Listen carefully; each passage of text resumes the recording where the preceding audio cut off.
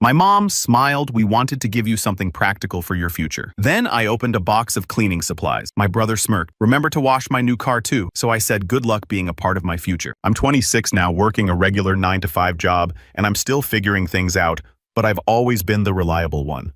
I don't mind it, honestly. I was taught that hard work pays off, even if it's a slow burn.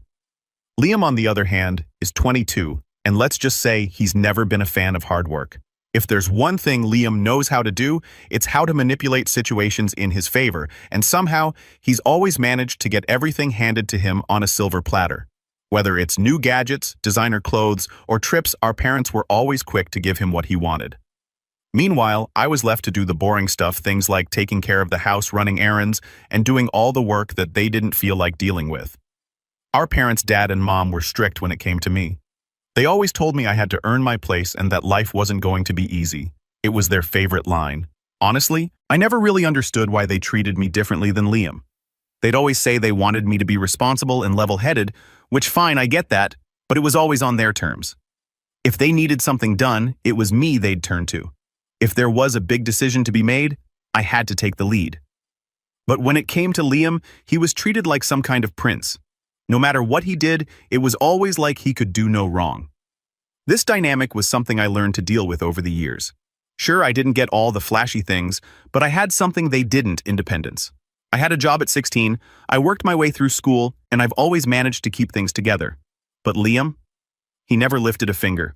It drove me crazy seeing how they'd bend over backward for him, but things really started to hit the fan around his graduation. It was a big deal for our parents. They made it out to be some kind of grand achievement. Liam had barely passed his classes. I mean, he scraped by. He never put in the effort, but they were so proud of him. And what did I get? Well, you'll find out. The day of the graduation celebration, we had a small gathering. Nothing extravagant, but they sure made it sound like the world was watching. They had a cake with his name on it, balloons everywhere, and all sorts of decorations. It was as if this was the most important day of the year, and for them, I guess it was. I don't want to sound bitter, but it's hard not to when you've been in my position. It was like they were so focused on Liam that they didn't even consider the things I'd done. I kept things running smoothly around the house. I helped pay bills when Dad's job didn't cover everything. I dealt with the grocery shopping, the laundry, and all the other stuff that comes with keeping a household together. And then came the presents. Liam had gotten his shiny new car, a present our parents had barely been able to afford. In fact, I later found out they had taken out a loan to cover the cost. I wasn't angry about the car itself, but the fact that they couldn't afford it yet, they still went ahead and bought it for him? Well, that part stung, especially when they barely acknowledged the sacrifices I'd made. Then it was my turn. I tried to push the feelings aside. I didn't want to be that guy, the one who complains just because he doesn't get a shiny gift, but what I got was, to put it lightly, a slap in the face. I sat down on the couch waiting for my turn, trying to hide the anxiety bubbling up inside me. It was like I already knew what was coming. Mom smiled at me, but it wasn't the warm, loving smile I was used to. It felt different, almost condescending in a way. "Oliver," she said, her voice soft, almost too sweet. "We know you're so responsible, and we just wanted to make sure you have what you need for your future. We thought this would be practical." I tried to smile back, trying to mask the frustration building inside me. I didn't want to seem ungrateful, but I was already bracing myself for disappointment. I had to keep it together. Dad handed me a small box. It felt light, and when I opened it, I wasn't prepared for what I saw. Inside the box was a stack of household cleaning supplies, paper towels, sponges, dish soap, and the like. My heart sank. There were no words from me at least. I stared at the contents for a few seconds, my mind trying to process it. "Mom." "Dad," I started, but my voice faltered. "What is this?" Dad chuckled, slapping his knee. "Well, Oliver, now you can be even more useful around the house. You've always been so responsible, and this is just another way to show how much you contribute." I blinked, trying to understand. Was this a joke? Liam, sitting next to me, was grinning ear to ear. He looked at me with this smug, almost mocking expression. "Yeah, Ollie, now you can keep things nice and clean. You always seem to be the one doing the chores anyway." My stomach churned. I knew this was going to be bad, but I didn't expect it to sting this much. They were giving my brother a brand new car, and me cleaning supplies. I swallowed hard, but my throat felt tight, like I was choking on something I couldn't quite name. I stood up, not wanting to sit there any longer, not wanting to look at the pile of cleaning supplies in front of me. I'm going to head out for a bit, I said, my voice cold. I need some air. Without waiting for a response, I grabbed my jacket, packed a bag, and left the house. I didn't know what I was hoping for, but I didn't want to be there anymore. I could hear my parents calling after me, but I didn't look back. I don't know how long I walked that night, but it felt like hours. I just kept putting one foot in front of the other, not really caring where I was going. It wasn't until I reached a small bench near the park that I finally stopped to sit down, my mind racing. I should have been furious, and I was, but I was also tired. Tired of always being the responsible one. Tired of being the one to do everything right, only to get ignored or dismissed. I took out my phone, scrolling through a few messages from friends trying to distract myself from the mess that had just happened. I didn't even want to go back home, but where else could I go? The house was all I had, even though it felt more like a prison than a place of comfort. I finally decided to call a cab to take me to a friend's place just to get some space.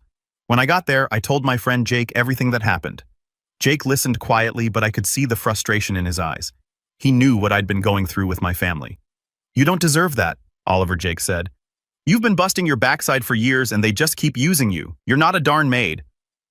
I let out a sigh, feeling the weight of the past few years hit me all over again. I don't know what to do anymore.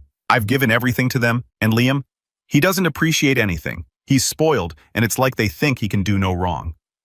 Jake was quiet for a moment, and then he said something I hadn't really thought about. "Why don't you leave, for real? Go get a job. Start over somewhere else.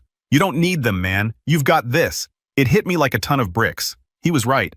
I didn't have to stick around. I didn't have to keep being their backup plan, the one they turned to when they needed help. It was hard to imagine leaving everything behind, but in that moment, it felt like it might be the only way to break free. I spent the night at Jake's, and when I woke up, I knew what I had to do. It wasn't just about the gift anymore. It was about my entire life, about the way my parents treated me compared to Liam.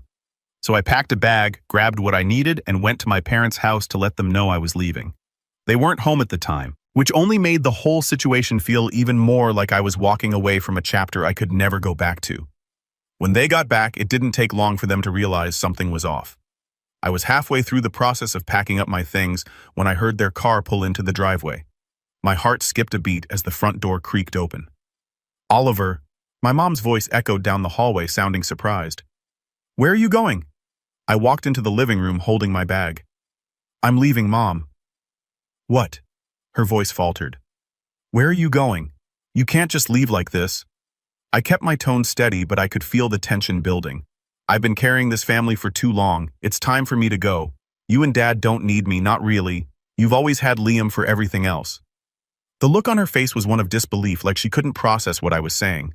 "Oliver, you know we depend on you. You've been so helpful, and now this is the thanks we get." I didn't let her guilt trip me this time. "I've been helpful because you've never given me a choice. You've always expected me to clean up after everyone. Liam does whatever he wants and you keep giving him everything."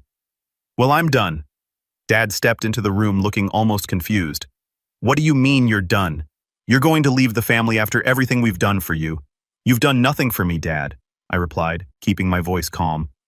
"Liam gets a car and I get cleaning supplies. That's how much I mean to you." Mom's face twisted into something close to panic. "You don't understand. We've been making sacrifices for your future. You're not seeing the bigger picture." I shook my head. "No, Mom. I'm done seeing the bigger picture. You've never seen me. You've only seen what you can use me for. But I'm not doing this anymore." I turned to leave, but Liam stepped into the doorway, a smug expression plastered on his face. "Wow, Oli. Leaving already? Guess you can't handle the family spotlight, huh? I mean, I just got a brand new car for graduation. What do you have?" "A bag of cleaning supplies." He laughed and I could feel my blood boiling. "Shut up, Liam," I said through gritted teeth. "You don't have a clue." Mom shot him a glare but then turned back to me, her voice a bit more frantic. "Where are you even going to go? You can't just leave us like this."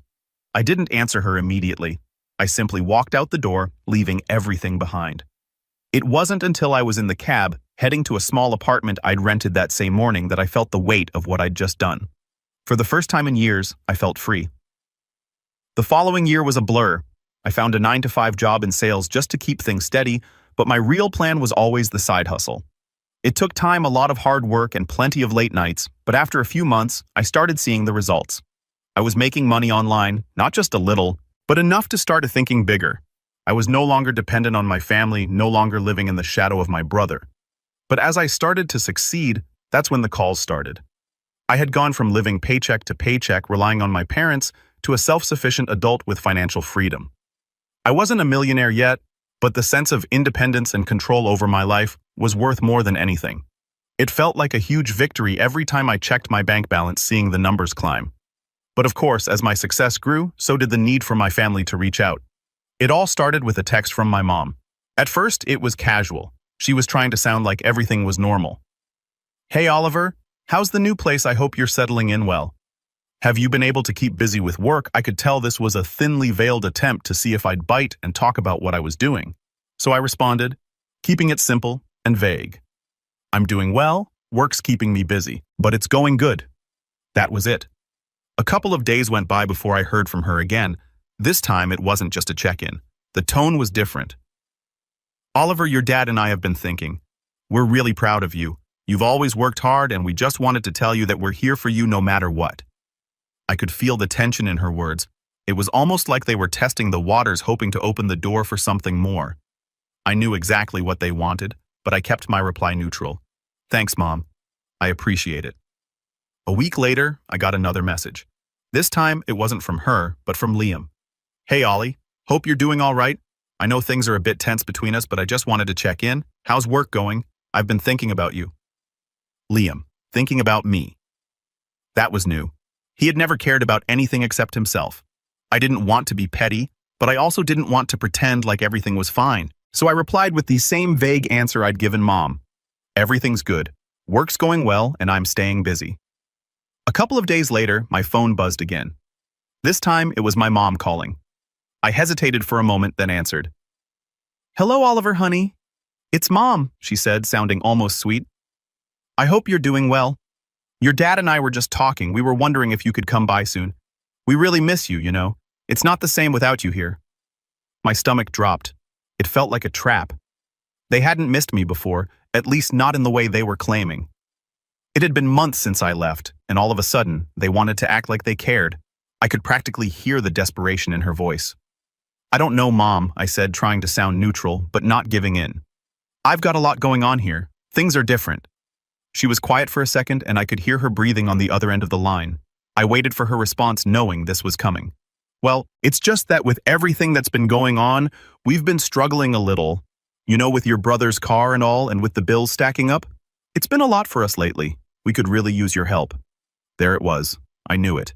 They had been in debt, taking out loans to buy Liam his car, and now they were struggling to keep up. They hadn't thought of how they would manage long-term, and suddenly they were remembering I existed. But it wasn't because they were concerned about me. It was because they needed something. My heart tightened. "I don't know what you expect from me, Mom. I'm not coming back. I've built my life here." I heard her voice falter. "We know you're doing well, Oliver. We just thought you could help us out a little, that's all. Just to get back on our feet." I didn't respond right away. I was processing what she was saying, how easily they expected me to just drop everything, return to the house, and fix their mess. "Listen, Mom, I'm not coming back. You and Dad have made your choices. You decided to put everything into Liam. You can't just come to me when things get hard. You can't expect me to fix it." There was a long silence on the other end of the line. Then finally my mom spoke, her voice almost pleading. "Oliver, please. We've made mistakes, but we're trying. We really need you." I wasn't sure what I felt anymore. Anger, sympathy, resentment, a mix of all of those. I had worked so hard to get away from that place, and now they were trying to manipulate me into coming back to be their backup once again. "I can't help you," I said, feeling my resolve solidify. "I've worked too hard for this. I'm not going to put myself back in that situation." That was the first of many calls. They came more frequently over the next few weeks, each time more desperate. Mom and Dad, each with their own version of pleading, reminding me how much they needed me, how much they'd sacrificed for me. They even mentioned Liam, talking about how his grades were slipping now that he had the car, and how he couldn't handle the pressure of adult life. But every time I refused, they pushed harder until the calls stopped coming. The silence was almost worse than the constant begging. I knew they were upset. I knew they were angry. But that didn't stop me from living my life. Then one day, I got a message from Liam. This time, it was different. It wasn't just about checking in or saying he missed me. It was a cry for help. Oliver, I need you to help me. Things are getting out of hand. Dad's been really upset lately and Mom, she doesn't know what to do. We're in serious trouble. I didn't respond right away. I wasn't sure if I should even reply. What did he want from me? What was he trying to pull? Finally, after a few minutes, I decided to send a short reply. What do you want from me, Liam? His response came quickly, and the urgency in his words was clear. I'm serious, Ollie. We're in debt. We can't handle the car payments. I don't know who else to turn to. I could feel my heart sink. This wasn't just about them anymore. This was about a family falling apart, and Liam, the one who'd been handed everything on a silver platter, was finally realizing how bad things had gotten. I sat there for a moment staring at the message on my phone, my fingers twitching with frustration. Then I typed out a reply. Liam, you don't get it, do you? This isn't my problem. The words were harsh, but I felt like I needed to say them. It wasn't just about money or material things anymore. It was about principles. I wasn't going to be their fallback savior. They put me in a position where I was the one who had to sacrifice everything. I wasn't going to let them do it again. I stared at the screen for a few more seconds before I added more. You and Dad put yourselves in this mess. I told you guys when I left I was done. I'm not coming back to fix things for you. Don't ask me to. I stared at the message, feeling a strange sense of relief. I had to stand my ground. There was no way I was going to let them guilt-trip me into coming back. Just as I had sent it, my phone rang. It was from my mom. The last thing I wanted to do was talk to her right now, but the call kept ringing, and it seemed like I was going to have to face it. I picked up with a deep sigh. Hello, Oliver, she started, and I could already hear the crack in her voice. She was trying to keep her composure, but the desperation was obvious. I don't know what to do. You need to come back. Your dad, he's not handling things well. He's been so upset, Ollie. I'm just worried about him.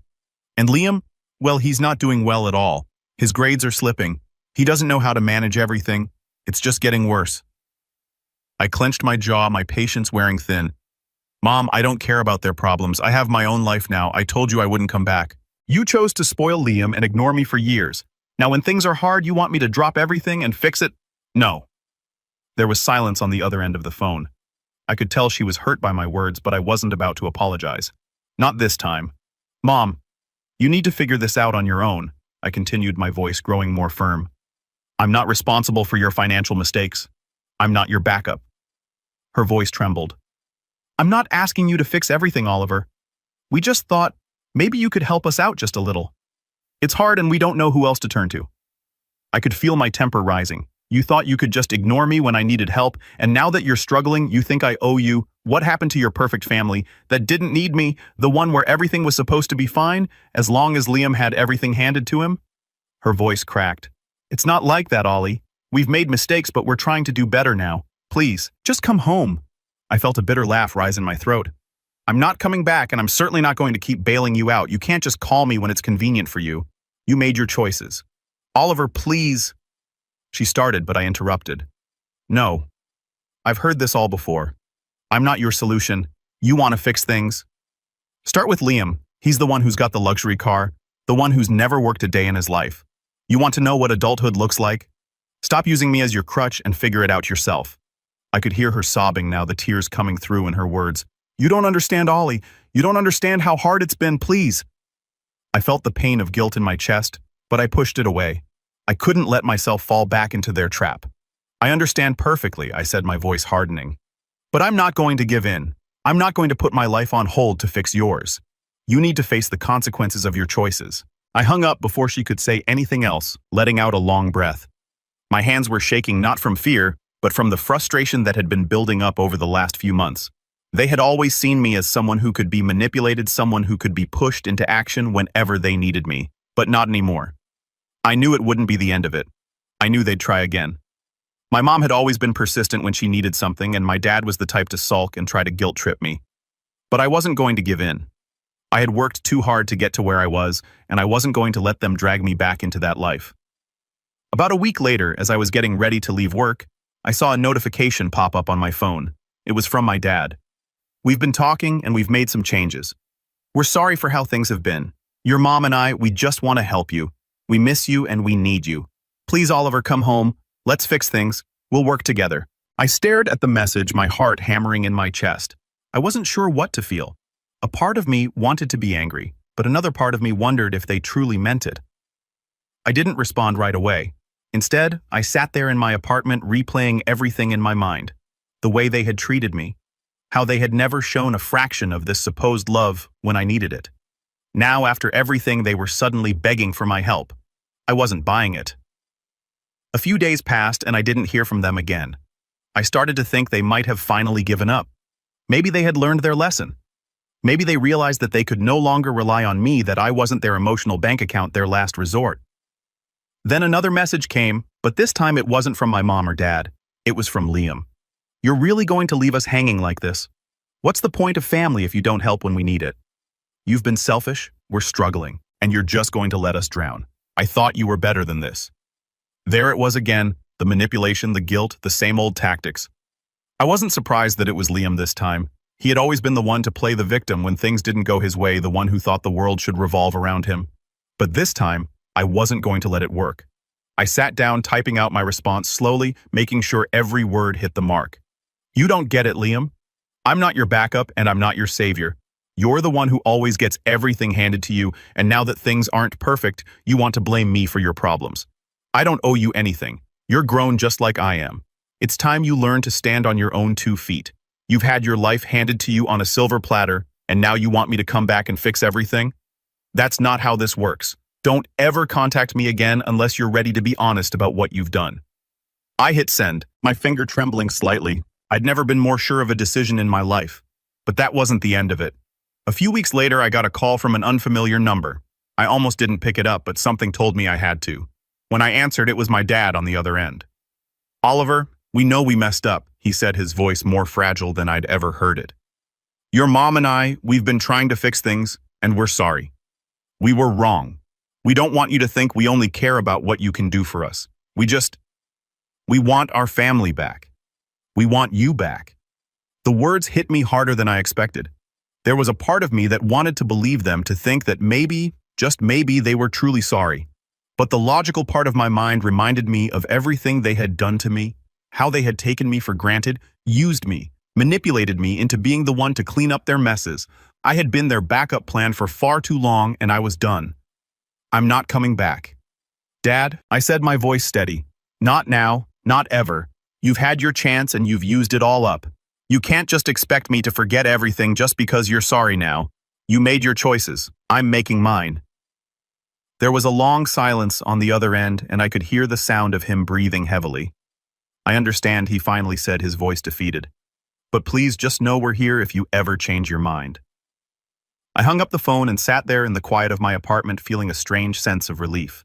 For the first time in my life, I felt like I was truly free. It's been a year now since that last conversation. My parents have tried to contact me a few times, but I've stayed firm. I'm not going to let them back into my life, and I'm not going to feel guilty about it. Over the past year, I've been building something for myself, something that will ensure I never have to rely on anyone again. My income is growing steadily, and in a few more months, I'll be at the point where I can truly call myself financially independent. And to be honest, a part of me knows that when they find out I've gotten to that point, they'll come knocking again. But this time, I won't be there. So Reddit, what do you think? Am I wrong for refusing to help them? I'm honestly torn between feeling like I did the right thing and feeling guilty about leaving them behind. It's hard because they're family, but after everything, I just don't know if I can forgive them. Let me know your thoughts. Before I wrap this up, I want to share something that happened recently because it kind of confirmed that I made the right choice. About 2 months ago, I ran into an old neighbor from my hometown while I was on a work trip. We got to talking and eventually my family came up. I wasn't the one who mentioned them. She did. Apparently, things had gotten even worse after I cut contact. The car Liam got for graduation, they ended up selling it because they couldn't keep up with the payments. Liam threw a fit, according to her. Blamed everyone except himself. He quit one job after 2 weeks because it was too stressful. Then he quit another because he didn't like taking orders from a manager. Meanwhile, my parents were scrambling to keep up with their bills. Hearing all of that was strange. A few years ago, I probably would have felt obligated to jump in and save them. Instead, all I felt was sadness. Not for myself, but for the situation they created. They had spent years teaching Liam that consequences didn't apply to him, And now reality was collecting a debt that couldn't be ignored. The neighbor told me something else too. Apparently my parents had started telling people they wished they had treated me differently. At first, I didn't know what to make of that. Part of me wondered if it was genuine regret. Another part of me thought it was just regret that their safety net had walked away. Maybe it's both. I honestly don't know. What I do know is that an apology doesn't erase years of behavior. It doesn't magically rebuild trust. Trust takes time, and in some cases, the damage runs too deep. A few weeks after that conversation, I got one final email from my mom. It wasn't asking for money. It wasn't asking me to come home. It was surprisingly short. She wrote that she hoped I was happy. She said she was sorry for not appreciating me when I was there. She admitted they had expected too much from me and too little from Liam. Then she said she understood if I never wanted to speak to them again. I read that email 3 times. Then I closed it. I didn't reply. Maybe that makes me cold. Maybe it doesn't. The truth is, I don't hate them anymore. Hate takes energy, and I've spent enough energy on that family already. What I feel now is distance. The same kind of distance you feel from a place you used to live years ago. It was once your whole world, but now it's just somewhere you used to be. My life today isn't perfect. I still work hard, I still have bad days. But the difference is that my effort finally benefits me instead of people who only valued me for what I could do for them. I've built friendships that feel more like family than my actual family ever did. I've learned that being related to someone doesn't automatically entitle them to your time, your money, or your emotional labor. Those things are earned through respect, and respect has to go both ways. Sometimes I wonder what would have happened if my parents had simply treated us equally. Maybe we'd still be close. Maybe Liam would have grown into a responsible adult. Maybe none of this would have happened. But that's not the reality we got. We all live with the consequences of our choices. They made theirs. I made mine. And for the first time in a very long time, I can honestly say I'm at peace with that. If they ever truly change, maybe one day I'll be open to a conversation. Not because they need something, and not because I owe them anything, but because it would be my choice. Until then, I'm focused on my future, the life I've built, and the people who actually value me. And honestly, that's more than enough.